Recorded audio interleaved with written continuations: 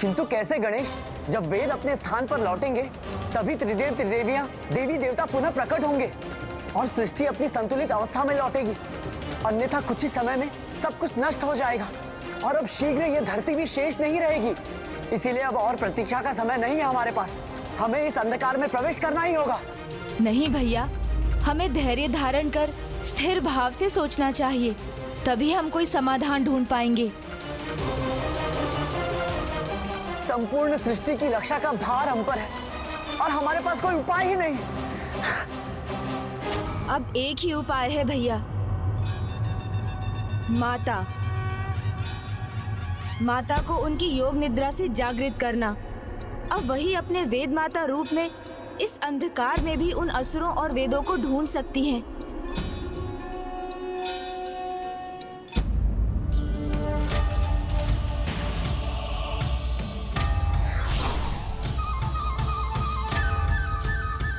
माता को इस प्रकार जागृत करने से वो क्रोधित हो गई तो कहीं कोई नया अनर्थ न हो जाए।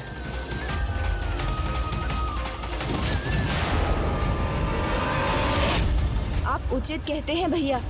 माँ पार्वती तो माता की ही अंश हैं। फिर जब उनका क्रोध इतना विकराल हो सकता है तो माता पराशक्ति के क्रोध का तो अनुमान भी नहीं लगाया जा सकता। किंतु क्या गणेश?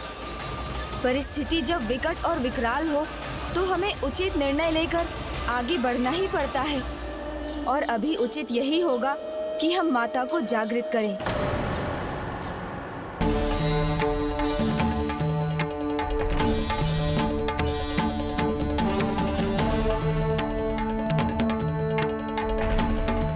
माता, मैं जो करने जा रहा हूँ उसके लिए मुझे क्षमा कीजिएगा, किंतु मैं विवश हूँ क्योंकि असुरों द्वारा वेदों को निगलकर लुप्त करने के कारण संपूर्ण सृष्टि विनाश के निकट है। अब आप ही सबकी रक्षा कर सकती हैं माता।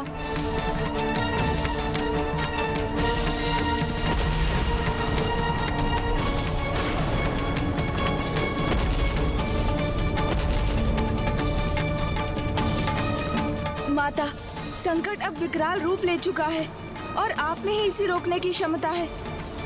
इसलिए अपनी योग निद्रा से बाहर आने की कृपा कीजिए माता।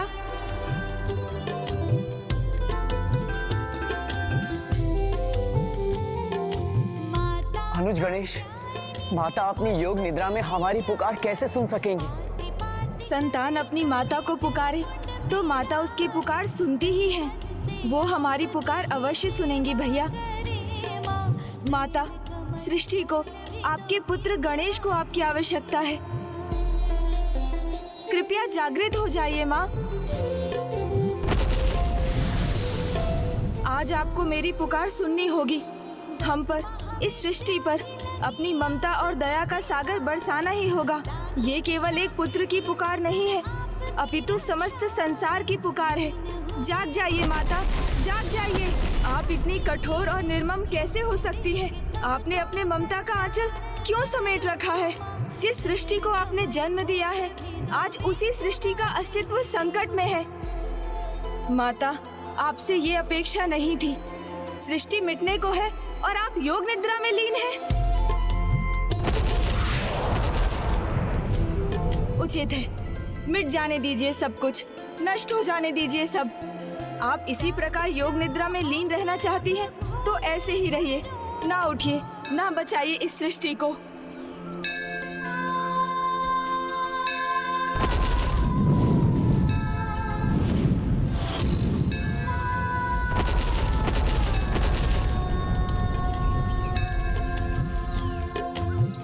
मेरे कठोर वचनों के लिए मुझे क्षमा कर दीजिए माता, किंतु आप ही देखिए ना किस प्रकार सब कुछ नष्ट हो रहा है। तुम भी अद्भुत हो गणेश। प्रार्थना, दया और अधिकार सभी युक्तियों का प्रयोग किया और फिर याचना करने पर लौट आए। इस सृष्टि पर ऐसा अन्याय मत होने दीजिए।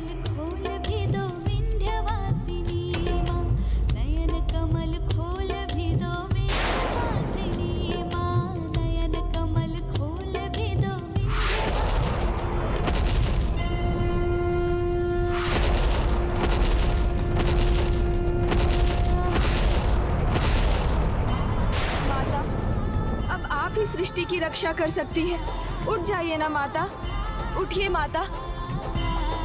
माता, आप अपना हट त्याग दीजिए ना।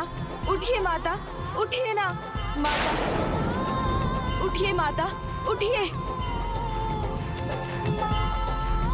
माता, कृपा कीजिए।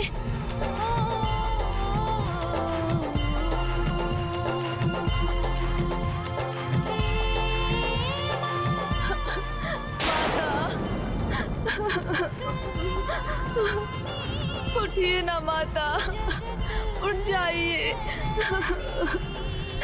माता, जाग जाइए ना माता। कौन है? या देवी सर्वभूते शक्ति रूपे मैं हूँ माँ गणेश। नमस्तस्यै नमस्तस्यै संतान को देखकर माता कैसे क्रोधित हो सकती है? मुझे क्षमा कीजिए माता। जगत की रक्षा हेतु आपको जगाने के लिए मैंने बहुत कुछ कह दिया, किंतु वो अनिवार्य था माता। इस बार भंडासुर ने ऐसी योजना बनाई है जिसमें वो स्वयं उलझ गया है। भंडासुर ने तो हमें जागृत कर दिया, किंतु उसका भाग्य स्वयं सो गया। प्रथम पूज्य गणेश और सेनापति कार्तिकेय इस बार हमसे वेद नहीं ले पाएंगे। कदाचित इस बार भाग्य हमारा साथ दे रहा है और हमें ही सृष्टि का साम्राज्य सौंपना चाहता है। किंतु हम यहाँ से बाहर नहीं जा सकते, अन्यथा वो हमारा वध कर देंगे। हम तब तक बाहर नहीं जाएंगे जब तक बाहर सृष्टि और तुम्हारे भीतर इन वेदों का विनाश नहीं हो जाता। और एक बार ये वेद नष्ट हो गए, उसके बाद कोई भी हमें क्षति नहीं पहुंचा सकता, कोई परम ब्रह्म भी नहीं। तब हम संसार की आरंभ से रचना करेंगे, जिस पर केवल मेरा राज्य होगा, दुर्गमासुर का। दुर्गमासुर का। तुम्हारा राज क्यों होगा?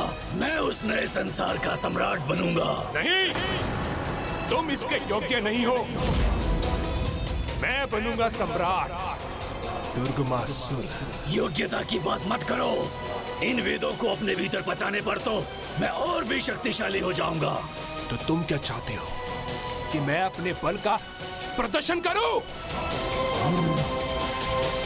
माता, सृष्टि संकट में है। हमें शीघ्र वेदों को लौटाना है, अन्यथा वो असुर उन्हें अपने पेट में ही नष्ट कर देगा। अब तो आप ही कोई मार्ग सुझाने की कृपा कीजिए। पुत्र गणेश, भंडासुर भले अभी सक्रिय ना हो, किंतु मैं तो अपना वचन नहीं भंग कर सकती। इस युद्ध में मैं जो भी करूंगी तुम्हारे सुझाव से ही करूंगी।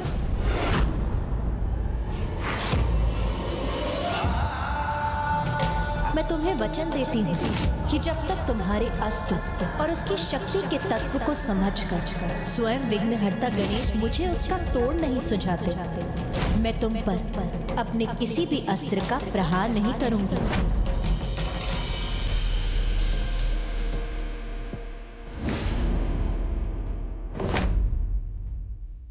अब तो तुम्हें इसका कोई उपाय ढूंढना होगा पुत्र गणेश। मुझे उपाय मिल गया माता। हाँ माता, सत्य है। श्री माता ललिता के चरणों में नतमस्तक होने पर सभी समस्याओं का समाधान मिल जाता है, क्योंकि माता प्रतिदिन दिन के आरंभ में वेद माता आपके चरणों पर मस्तक रखकर आपको प्रणाम करती हैं। तब उनके मस्तक का सिंदूर आपके चरणों पर अंकित होता है। मुझे इस संकट का समाधान उसी सिंदूर को देखकर प्राप्त हो गया है। और वेद माता आपसे भिन्न कहाँ, वो भी तो आपकी ही अंश है। इसलिए वेदों की स्रोत भी तो आप ही है माता, वो आपके ही अंश है। अतः वो कहाँ है ये आप ज्ञात कर सकती हैं। और उस असुर के गहन अंधकार में छिपे होने पर और उसके पेट में वेदों के होने पर भी आप ही उन्हें पुनः सक्रिय कर सकती हैं। मैं बनूंगा नई सृष्टि का सम्राट। तुम नहीं, मैं बनूंगा नया सम्राट।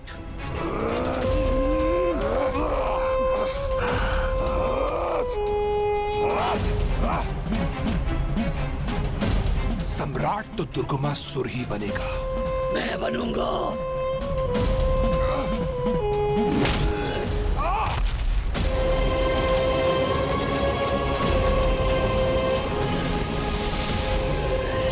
इसके भीतर से ही प्रकाश निकल रहा है।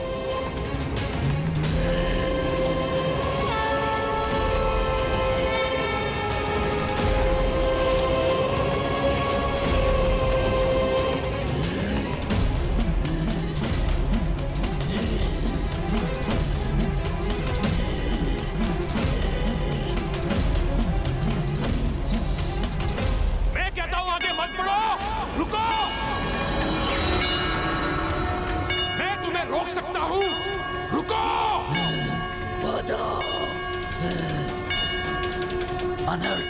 अनर्थ होने जा रहा था मुझसे। मुझे क्षमा करें माता, मैं ये कैसा अपराध करने जा रहा था। मैंने कहा है गरीब रुक जाओ, रुको है गरीब, मैंने कहा रुको, मैंने कहा रुको, मैं तुम्हें जाने नहीं दूंगा। मैं तुम्हारा आदेश मानने को बाध्य नहीं हूँ, मुझे अपनी भूल सुधारनी ही होगी।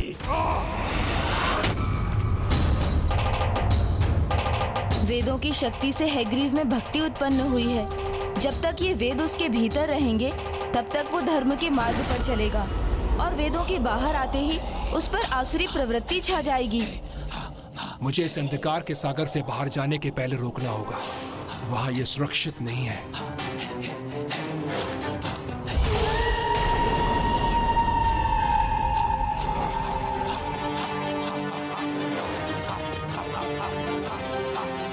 रुक जाओ, मैंने कहा रुक जाओ। अब और आगे बढ़े तो इसका घातक परिणाम होगा।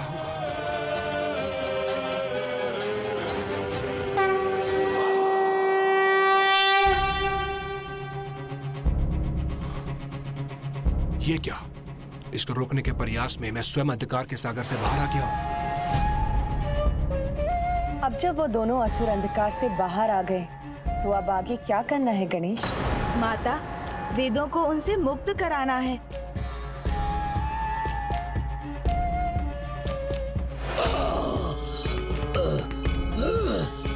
रुको, वेदों को बाहर मत आने दो।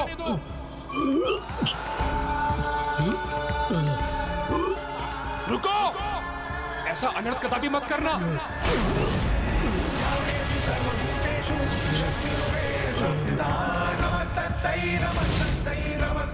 नमो नमः या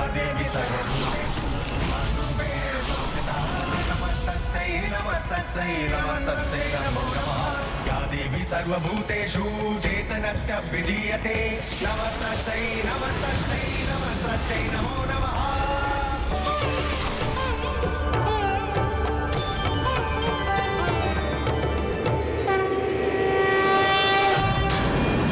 देवी, ये तो वही देवी है।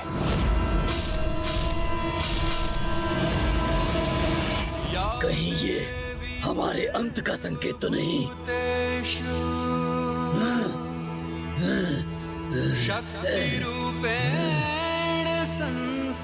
गणेश, अब हमें क्या करना है? माता, हैग्रीव का अंत तो प्रभु हैग्रीव के द्वारा ही हो सकता है और दुर्गमासुर का संहार माता ललिता के विशालाक्षी रूप के द्वारा हुआ था। नमो नमः।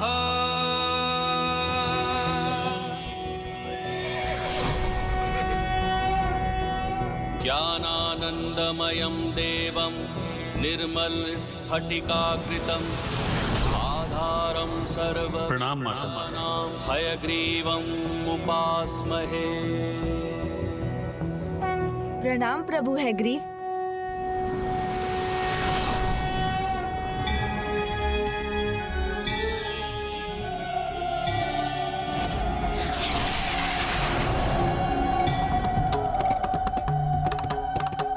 प्रणाम माता।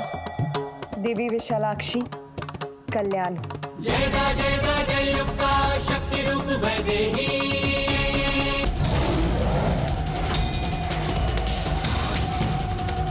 देवी, हट जा मेरे मार्ग से। इस बार मेरा अंत नहीं कर सकोगे तुम।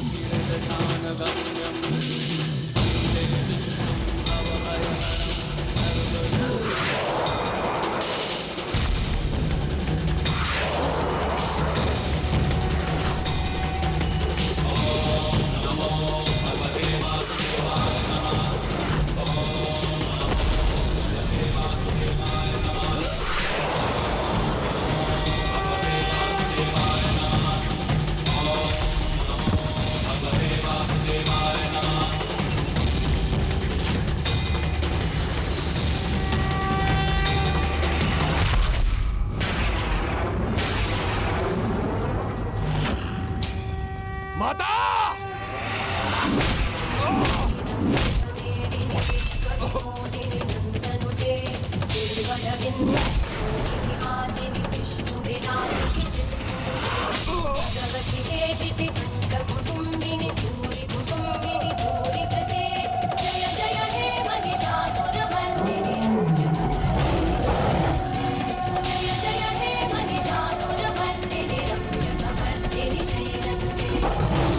श्री माता ललिता की जय। श्री माता ललिता की जय। माता विशालाक्षी की जय। माता विशालाक्षी की जय। माता विशालाक्षी की जय। प्रभु है की जय। प्रभु है की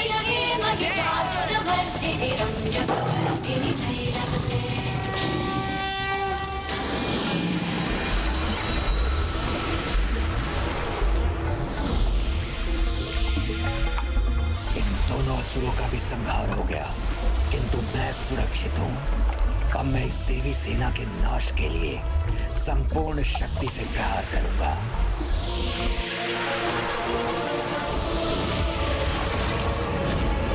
ग्रीव का संहार करके वेदों को सुरक्षित कर दिया।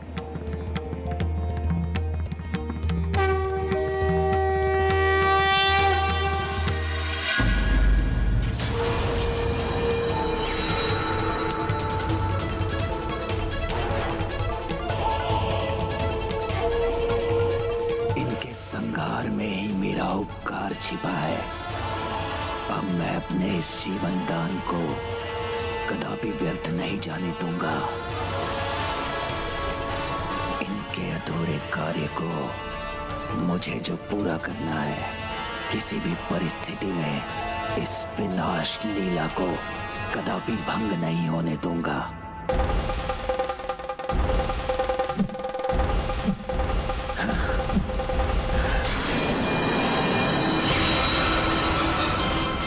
अर्णव वस्त्र।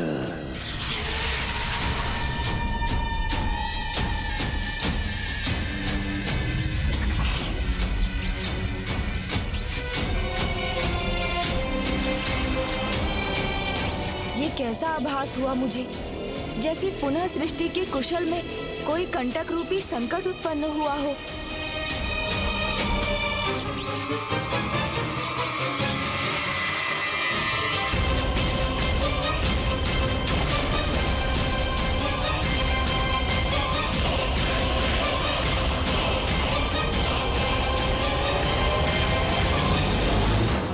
माता, विनाश का हठी भंडासुर पुनः अपने अस्त्र से लक्ष्य साध रहा है।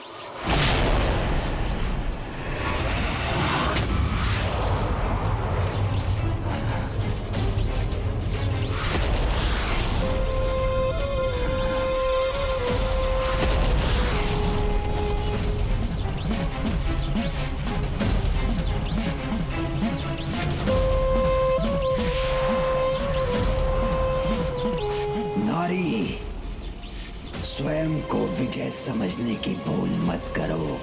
बस कुछ देर प्रतीक्षा करो। मेरा ये एक ही अस्त्र सृष्टि का अंत कर उसकी पीड़ा को पूरी तरह से हर लेगा, जो आज तक किसी ने ना देखा हो।